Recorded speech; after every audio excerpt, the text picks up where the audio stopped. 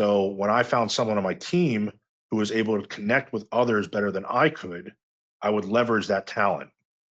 And so to be successful as a modern leader, you don't necessarily have to be the one who does the imagining, who does the communicating, who divides the labor and handles defect all on your own.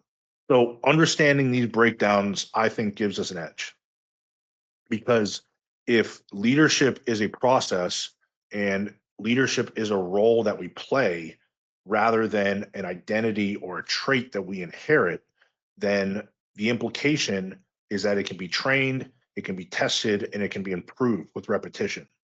So let's take some of this theory and bring it back to the real world.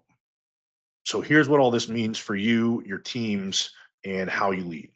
The first practical takeaway that I would offer is to not hesitate to rethink who the leader is in a given context. Stop asking who has the title and start asking who's performing the information processing roles of leadership. Who's the best person to influence the group right now? The second practical takeaway that I'd offer is to train the role rather than the identity of a leader. Again, leadership isn't a birthright, it's a function, it's a process.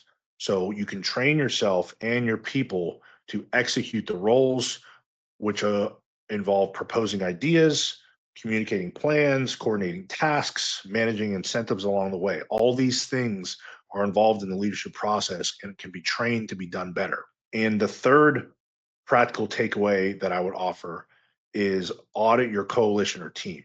Don't just assess your people as individuals, and don't just assess how they're performing in a given context. Assess your group design collectively, assess how the individuals on your team all work with each other, which is going to impact your capacity to execute a goal.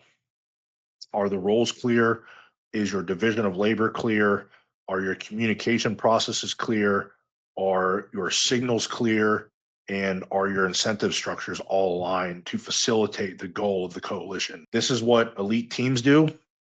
And this is how elite coaches, elite operators, and successful entrepreneurs all stay ahead of the competition.